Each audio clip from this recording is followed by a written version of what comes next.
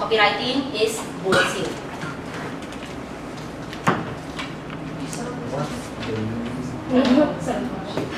Apa bullshit itu, Risma?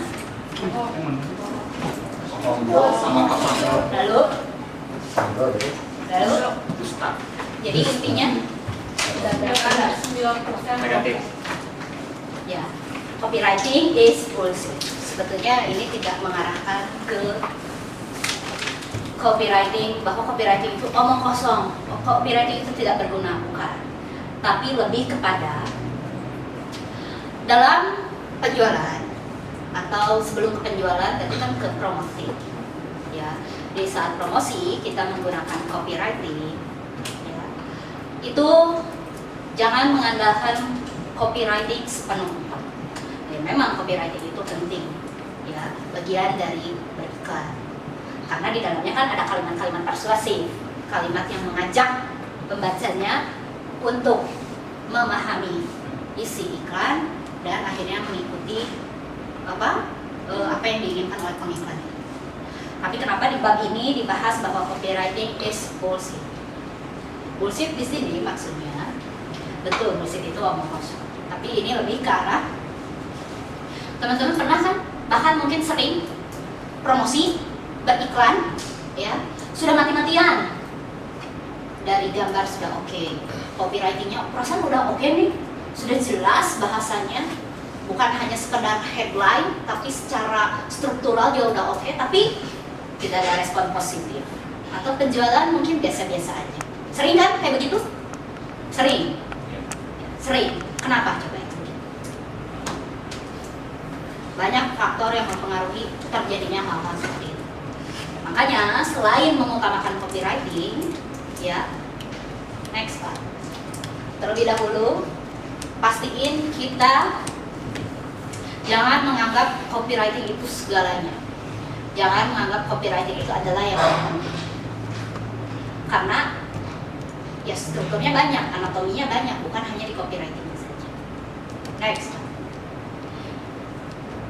Ini copywriting is not wrong, but the target market is not appropriate. Ya, di sini ditekankan bahwa copywriting itu ya tidak salah, malah copywriting itu perlu. Ya, jadi ketika tidak berhasil atau tidak ada respons positif atau penjualan masih begitu-begitu aja, ini yang harus diperhatikan. Target market. Kemungkinan ketika penjualan tidak berhasil, target marketnya berarti yang tidak sesuai. Ya, next Pak.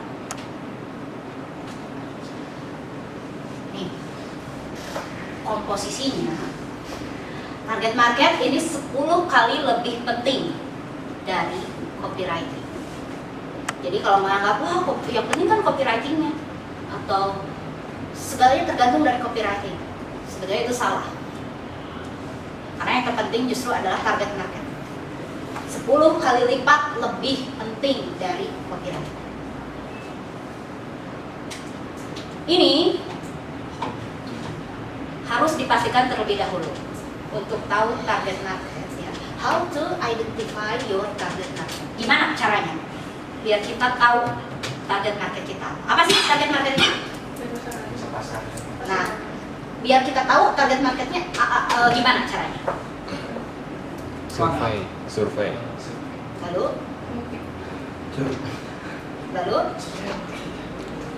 banyak cara untuk mengetahui target market. Sebetulnya ini bisa dikenali ketika teman-teman melakukan pendekatan dengan konsumen. Di kontak teman-teman ada beberapa kategori kan? Ya. Apa aja? Lalu yang paling pertama banget berkenalan dengan teman-teman ada di kategori mana?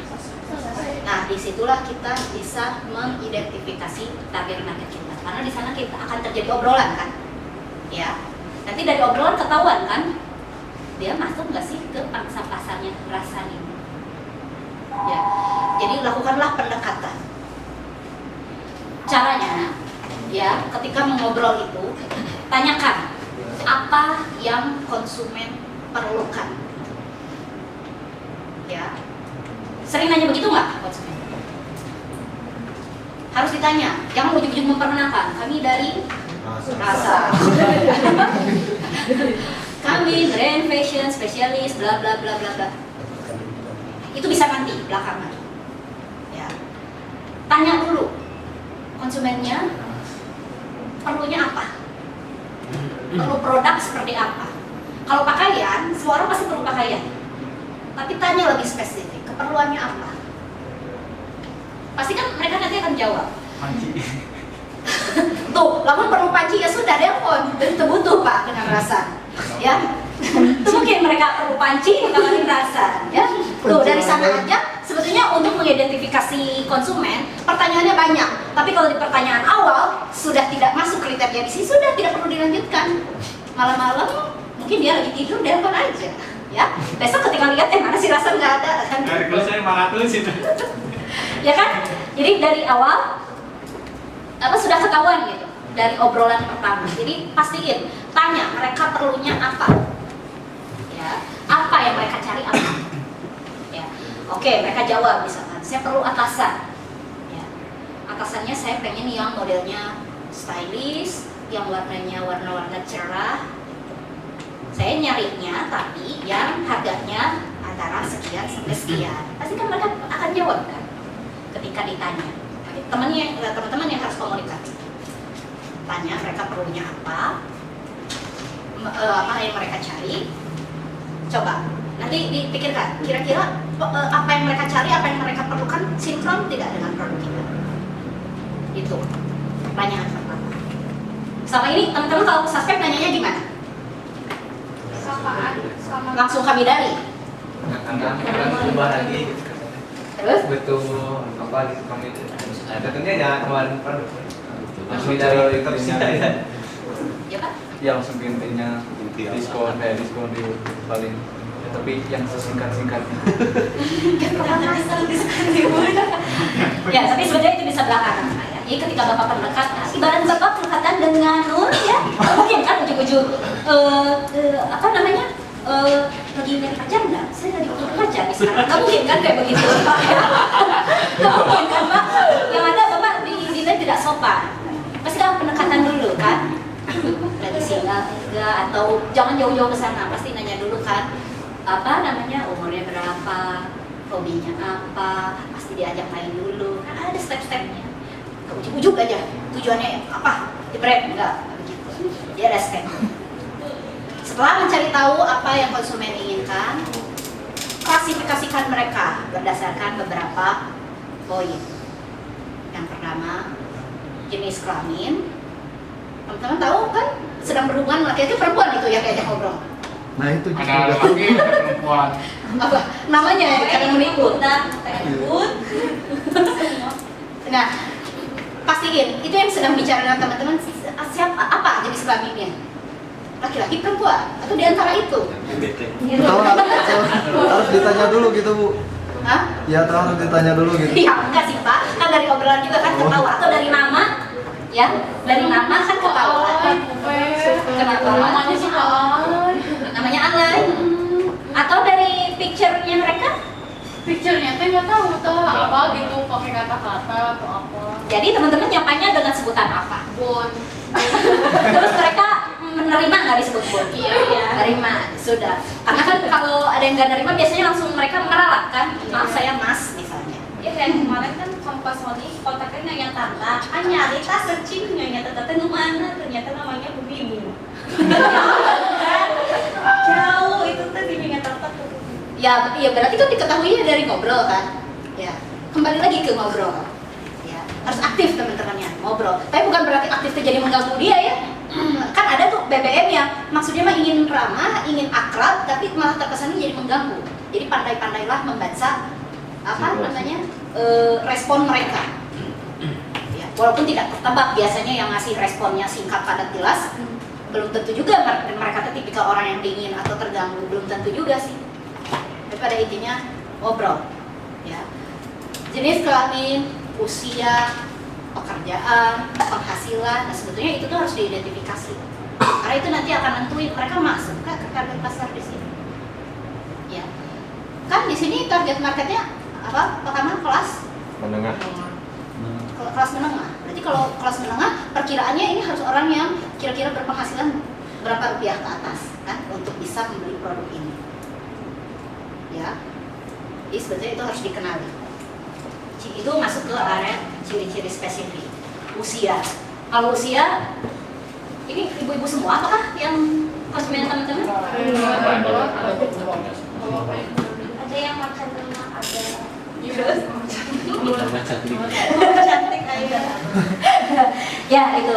Lalu harus diketahui juga ya, mereka sering menggunakan media apa? Ya, karena kan sarana promosi kita tidak hanya via BBM.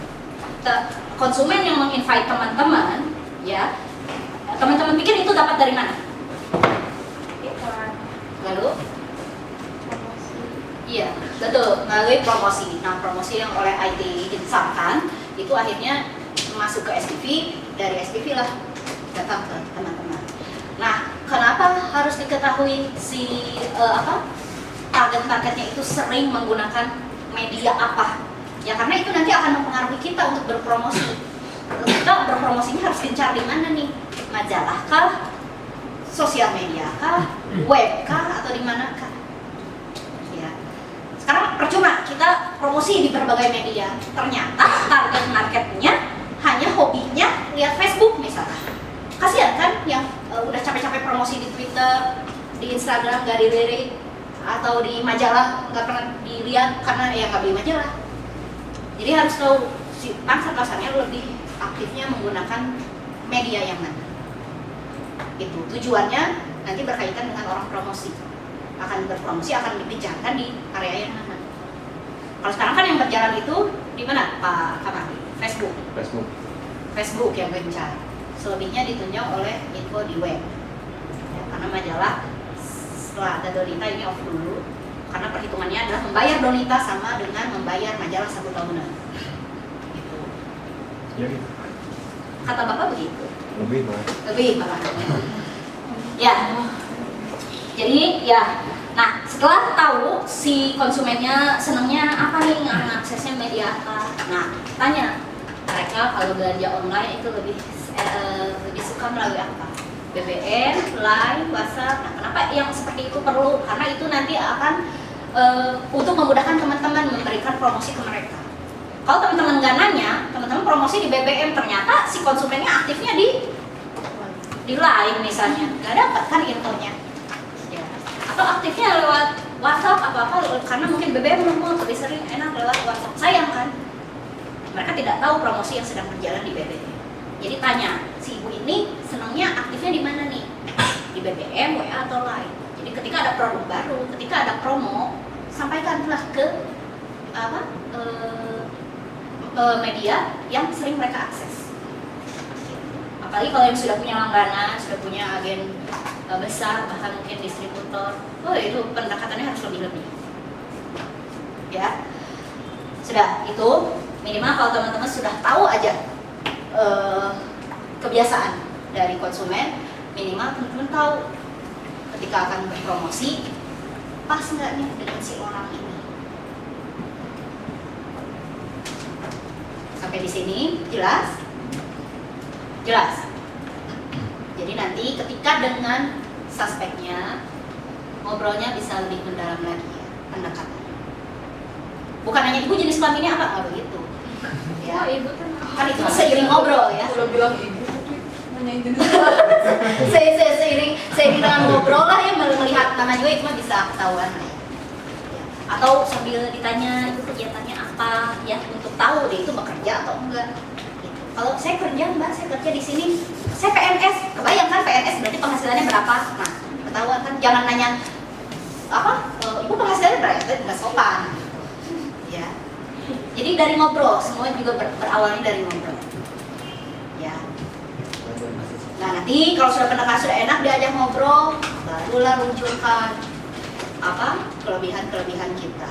Baru ya kami dari rasa diskonnya baru. Karena udah enak, sudah ada kesesuaian kan. Kalau dari awal dia tidak sesuai dengan dengan produk kita, ngapain juga kita tawarin? Sayang kan. Sampai di sini ada yang ditanyain? Jelas? Jelas. Next. Ini. Ya, selain nanyain ke selain mengidentifikasi market, ya, sama kita juga harus membuat pertanyaan untuk diri kita sendiri. Ya, jangan kita melulu aja ya yang nanya ke konsumen. Pendekatan ke konsumen tanpa kita mengenal diri sendiri. Ya, makanya kenapa di sini create question for yourself, ya, tentang ini target. Pertanyaan di sini maksudnya lebih ke arah, ya, promosi yang akan kita lakukan itu lebih baik melalui apa? Jawaban dari pertanyaan yang kita buat untuk diri kita sendiri ada dari pertanyaan yang kita tanya ke konsumen. Promosi mau melalui apa? Ya kalau kita sudah tahu konsumennya lebih banyak di web, lebih banyak di Facebook, kan lebih bisa digencarkan bisa. Walaupun teman-teman sendiri kan pasti nggak pernah ya buka web atau Facebooknya kan. Buka? Nggak buka? Ya, jadi jangan sampai konsumennya lebih tahu ya isi webnya daripada kita sendiri. Kadang saya juga gitu sih.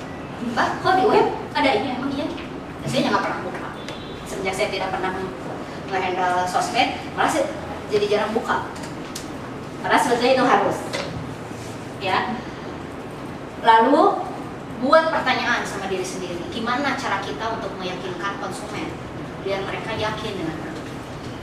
Selama ini teman-teman apa? Bagaimana cara meyakinkan mereka bahwa ini loh yang konsumen cari itu, ini kita jawabannya. Kualitas. Lalu apa lagi? Ilmu-ilmunya. Terus Kemasan dan kemasan. Terus ada ambasadornya, lihat ini. terus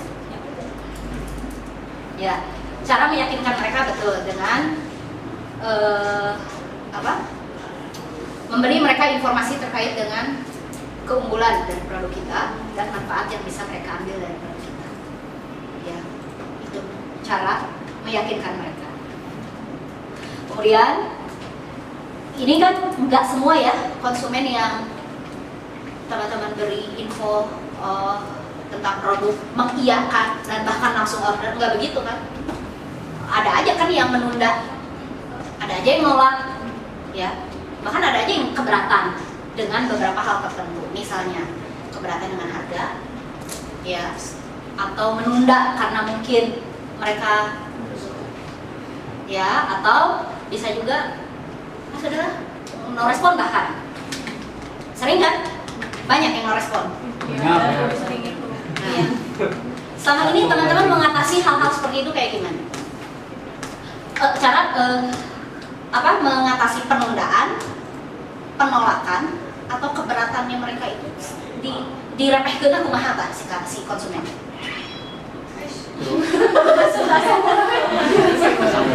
Selama ini gimana? Atau sudah ditolak sudah? Terus melakukan apa? Dipuji.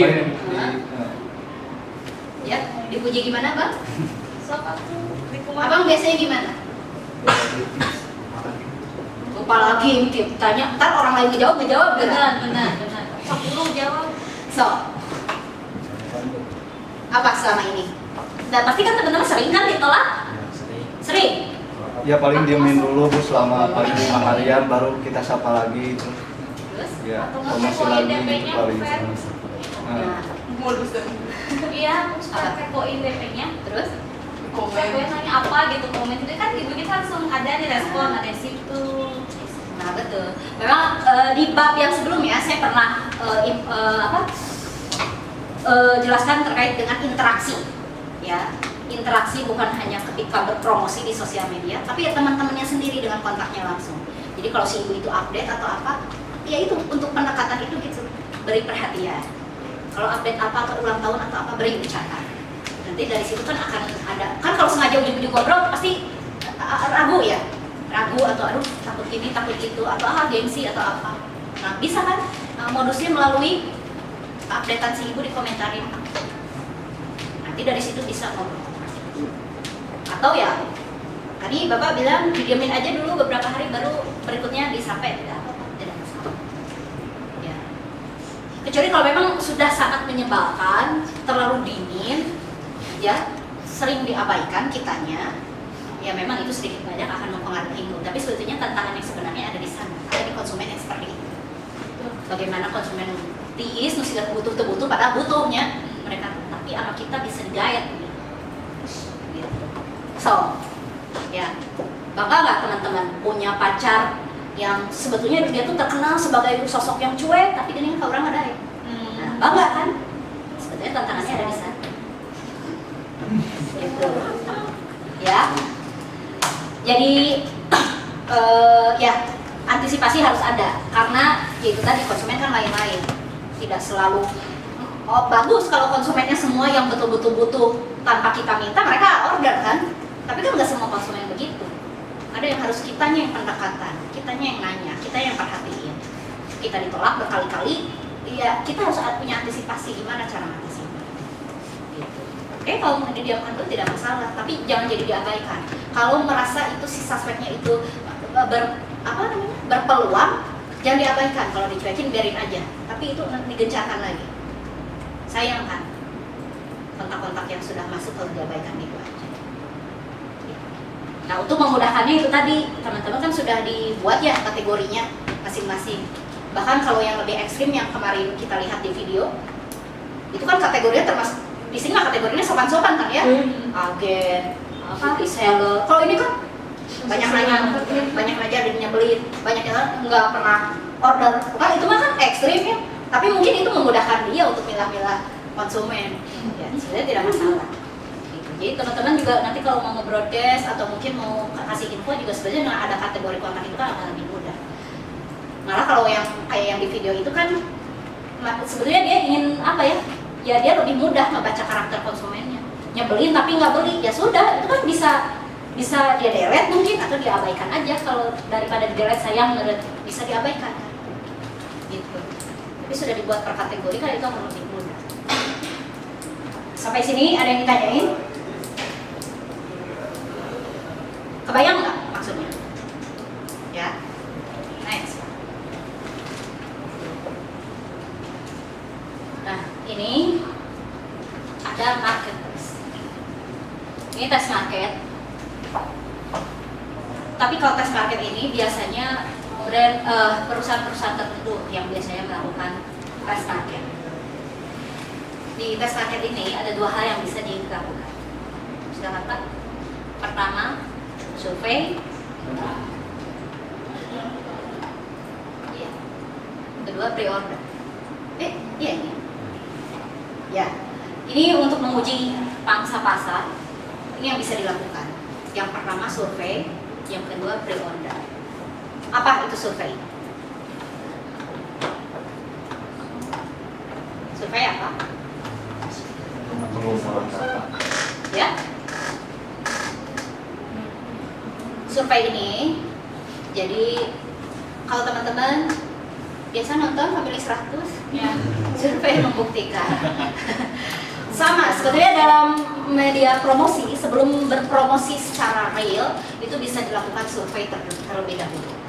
Survei ini, ya tujuannya itu, untuk mengetahui apa yang konsumen inginkan sebetulnya.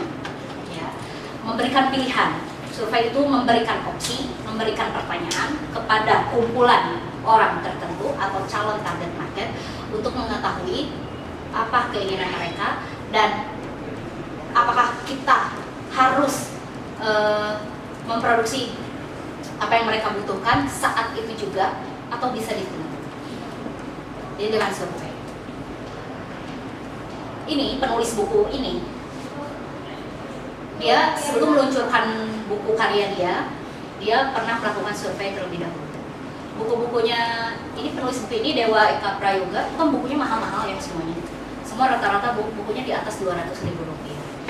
Ya, ada yang laku, ada yang enggak. Nah, di saat ada yang enggak laku, dia gunakan metode-metode tadi. Dicari lagi target pasar ini benar nggak ya? Kok buku saya yang ini malah tidak laku? Atau dia buat pertanyaan untuk diri dia sendiri. Ini ketika produk ini nggak laku, ini harusnya promosinya gimana ya caranya? Nah, akhirnya untuk mengantisipasi tidak terjadi lagi produk-produk yang tidak terjual atau penjualan yang buruk, Next, ketika dia akan meluncurkan lagi buku, dia lakukan survei. Survei biasanya, survei itu macam-macam, ya. Ada yang bisa, teman-teman pernah main ke Summit nih di Pati Ukur? Kalau main kesapakan di sana, itu tempatnya oke, ya. Menurut saya sih, kalau untuk saya sih pas. Nah, kalau teman-teman saya nanti akan dikasih kertas, isinya pertanyaan. Gimana rasa menu yang Anda biasa aja.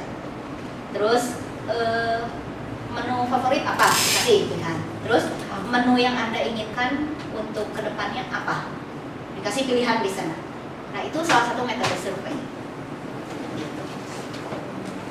Atau kalau yang si Dewa ini, dia akan meluncurin buku nih. Tapi biar tidak terjadi lagi seperti yang lalu-lalu, ada yang tidak laku bukunya, dia survei. Saya akan di Facebook dia survei nih. Saya akan meluncurkan buku. Kira-kira harga berapa yang Anda inginkan? Dia ngasih pilihan 79.000, 158.000, atau berapa ratus ribu. Dikasih pilihan. Ternyata yang dipilih justru bukan buku yang harganya murah. Justru yang dipilih yang harganya mahal. Ya karena si orang-orang pecinta buku si Dewa udah tahu buku dia mah bahkan ada yang murah. Ya udahlah, percuma milih murah juga. Ya udah, pilih yang 200 berapa ribu. Dikasih pilihan lagi. Bukunya lebih baik soft cover atau hard cover. Terus dikasih pilihan aja sana di sana. Sampai akhirnya dikalkulasikan dapat poin terbesar adalah harganya rata-rata minta yang sekian ratus ribu, covernya minta yang soft yang hard. Nah, sama si Dewa akhirnya oke, diikutin tuh keinginan si pembacanya dia. Nah, untuk ngasih sesuatu yang wow, ya, yang membuat konsumennya merasa diberi kejutan, ada ekspektasi lebih untuk konsumennya, ya. Padahal konsumennya kan minta harganya tuh bukunya di atas 200.000.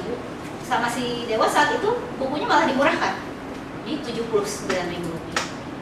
Senang kan konsumennya yang prediksinya buku dia pasti mahal-mahal. Ternyata pas launching murah harganya, dibeli semua, laku.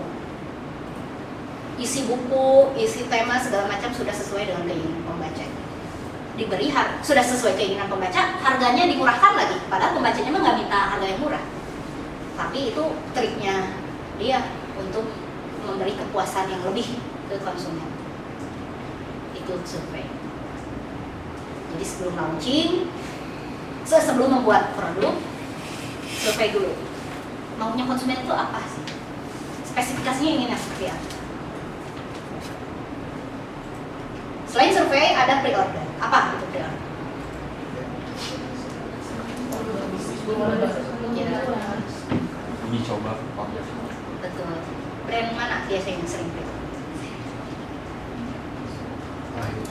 Pahit, sering pre-order, pahit. Pre-order. Ya, pre-order ini apa ya ibaratnya? Sell it before you build it. Jualah barang itu sebelum kamu membuat. Ini barangnya belum ada, tapi sudah dijual. Ya, dijual berarti bukan dalam produk yang real. Baru pre-order, belum ada produknya. Kalau teman-teman lihat di acara TV sering ada promosi apartemen, itu tuh belum ada apartemennya, belum dibangun. Belum dibangun. Arsiteknya dulu baru merancang. Di area Kelapa Gading misalnya, ini akan dibangun apartemen. Nanti di apartemen itu akan ada pemandangan yang indah, kolam renang, sarana olahraga, atau lapangan golf atau apa. Padahal belum ada, baru rancangan arsiteknya aja. Ya, nanti konsepnya begini, nuansa ala Mediterania, misalnya atau apa gitu, dekat dengan jalan tol apa, aksesnya dan padahal belum ada. Tapi sudah promosikan gencar di TV, ya. Bahkan sudah bawa presenter yang paling oke demi mempertegas produk mereka. Apartemennya belum dibangun. Mereka promosi di TV. Sampai besok misalnya, ya DP diberi diskon hanya sampai sekian puluh juta. Lewat dari hari tersebut harga kembali normal. Itu mereka pre-order. Jadi sampai di hari yang ditentukan berapa orang nih yang sudah ngasih DP. Kalau lebih dari apa? Kalau sesuai dengan target mereka misalnya target nih harus sekian persen nih yang sudah ngasih DP. Kalau ada yang ngasih DP sudah bisa dibangun itu apartemennya. Itu mereka pre-order. iPhone ketika meluncurkan iPhone itu kan bukan SIM card yang biasa ya. iPhone itu pakai micro SIM. Ketika ada iPhone 6 bukan micro SIM lagi, sudah pakai nano. Dan nano itu harus pre-order. Layanan saya dulu ketika ada iPhone 6 launching itu belum dibuat itu si nanonya. Tapi Telkomsel karena kan kalau iPhone tidak bisa kemana-mana, hanya bisa dengan Indosat dan Telkomsel. Semua sudah di briefing. Dari hari ini sampai beberapa minggu ke depan, call yang masuk pasti akan berupa pre-order. Betul lagi. 140 call yang masuk semuanya hanya untuk pre-order. Pre-order lewat kita, identifikasi data pelanggan, nanti kartunya silahkan diambil di berapa. Itu pre-order nano SIM. Jadi nggak orang ke Grapparingan, nunggu lagi lama motongin kartu enggak. Karena sudah dibuat, sudah pre-order dari call center. Itu pre-order untuk nano iPhone 6. Atau apa ini brand fashion yang suka pre-order? Apa? Kahyan. Yang sekelas Bisa. Jadi produknya belum ada, tapi sudah dipromosikan. Ini contoh untuk tes market. Gitu. Sampai di sini jelas? Jelas? Ya. Boleh. Jelas? Ada yang ditanyakan? Terkait pre-order? Di Rasan pernah nggak pre-order? Pernah nggak? Belum. Kalau yang selama ini terjadi, barangnya sudah ada di katalog, tapi produknya nggak ada, itu masuknya kemana? Nggak ada. Overall. Oke, overall. Nah itu apa? Apa kanal masuknya? Sok launching gitu. Sok launching jadi uji coba produk misalkan gini. Atasan mau sebelum udah diinformasiin tapi lagi produksi itu. Jadi belum ada barangnya. Jadi itu sama aja uji coba market. Biasanya marketing yang melakukan itu setiap produk baru itu harusnya gitu. Bukan harusnya, biasanya gitu untuk tiap produk baru.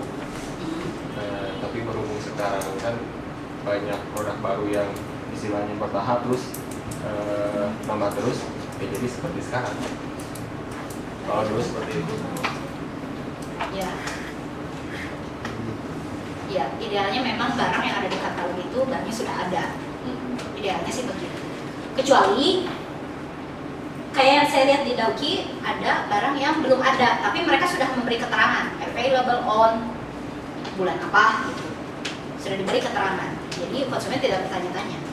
Ada di Dauki banyak barang-barang yang saat itu belum ada, tapi mereka sudah pampang di katalog, tapi diberi keterangan available on November, on Desember. Jadi kan konsumen pas baca tahu barang ini belum ada, baru adanya nanti nih November, Desember. Sepertinya kalau kita kayak gitu bisa ya dari tim IT itu mudah, tinggal setting. Cuman kita belum tahu kejelasan dari produksi itu yang bisa. Nah iya, jadi sebetulnya yang agak menghambat dari Kita kan nggak tahu barangnya kapan. Misalnya kita nentuin deadline pas gitu meleset, kita sendiri kan yang rugi. Jadi ya belum settle dari kitanya. Kalau Dauki dia berani kayak gitu ya mereka sudah yakin kan bahwa November barang itu akan ada. Makanya pede di katalognya dikasih keterangan kan. Dia akan launching di bulan November. Ya karena mereka sudah yakin kan saat itu pasti akan ada. Ya kalau di sini karena belum sinambung jadi di katalog agak sulit kalau nanti dikasih keterangan seperti itu. Gitu. Next Pak. Ini membuat strategi yang tepat untuk promosi. Ya.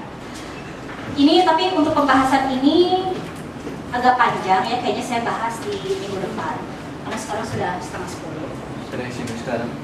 Kenapa? Sudah istirahat sekarang. Bapak keburu datang, kenapa jualan? Kemarin aja saya baru setengah hari sudah ditanya gimana promosi, ngefek nggak? Iya Pak, tapi kok penjualannya masih segini? Promosinya gencar kan ya, jadi saya tidak bisa lama. Ini nanti kita akan sambung di minggu depan ya. Ini sampai nanti di akhir bab ini berarti minggu depan ya. Minimal ya teman-teman sudah ada bayangan kenapa setiap kali sudah bercopywriting Ria tapi kenapa masih no respon atau masih belum ada peningkatan, ya itu harus dikembalikan ke sisi di luar copywriting. Salah satunya si target marketnya. Karena kalau disampaikan di sini target market itu 10 kali lebih penting dari copywriting. Ya. Oke, saya sambung minggu depan karena sekarang sudah ada promosi jadi harus digencarkan terlebih dahulu. Ya. Oh ya, terima kasih banyak untuk atensinya. Mohon maaf sekali kekurangannya. Assalamualaikum warahmatullahi wabarakatuh. Waalaikumsalam.